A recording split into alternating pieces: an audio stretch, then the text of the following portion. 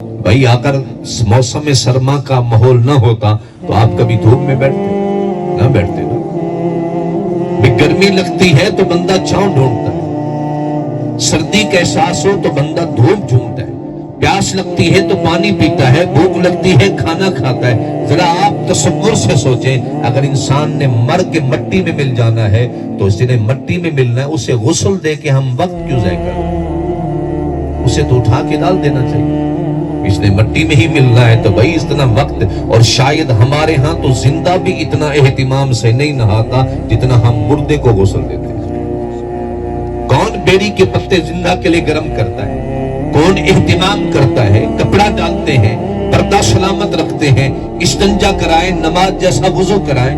फिर ऐसा नहीं कि जो मन में आए कपड़ा पानी डालते जाएं, एहतराम के साथ नहाएं, सीधे कांधे पे डालें, उल्टे पे डालें, सर पे डालें। तरतीब है एक शरीयत की।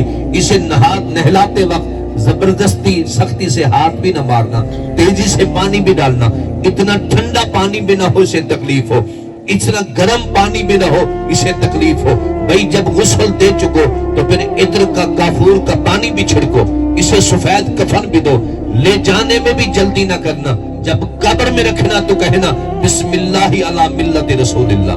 जब कब्र में दफन कर चुको मट्टी डालो तो कहना मिन्हा खलकनाकुम फीहा नुईदुकुम व मिन्हा नुखरिजुकुम तारतन उखरा।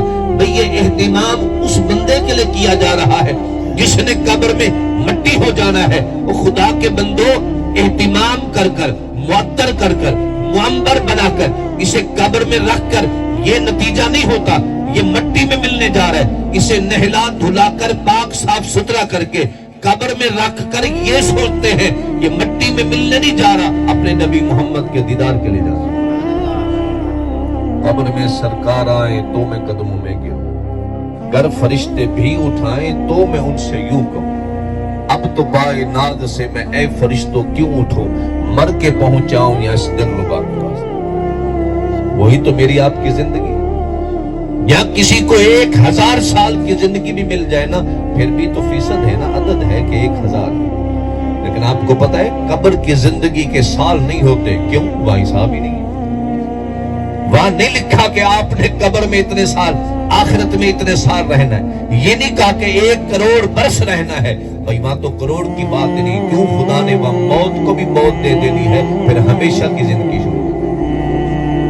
यहाँ तो हमने सुबह भी देखी, शाम भी देखी, हमने दोपहर देखी, सुबह देखी, हमने जिसे सेहतमंद देखा उसे बीमार भी देखा, जिसके रिस्क में बरकत देखी उसके रिस्क में बेबरकत भी देखी, हमने जिसे जवान देखा उसे बूढ़ा भी देखा।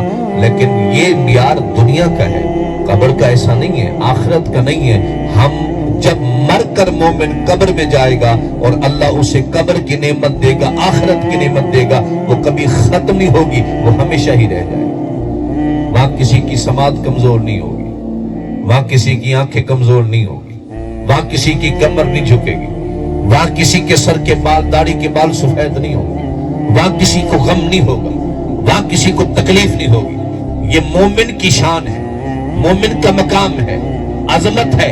वहां कोई खिलाफे आदत चीजें भी नहीं होगी, वहां खिलाफे तबीयत चीजें भी नहीं होगी, मुरब्बत के बगैर भी चीजें नहीं होगी। वहां तो पाकीज़गी होगी, वहां तो खुदा का करम होगा। इसलिए फरमाया जब तुम मैयत को कांधों पे लाद कर जा रहे हो तो कब्रिस्तान की तरफ, फरमाया इन तकू मुमिना, अगर वो मोमिन की मैयत है तो वो जाने वाली खुद कह रही होती है ले जाने वाले मुझे जल्दी ले जाओ।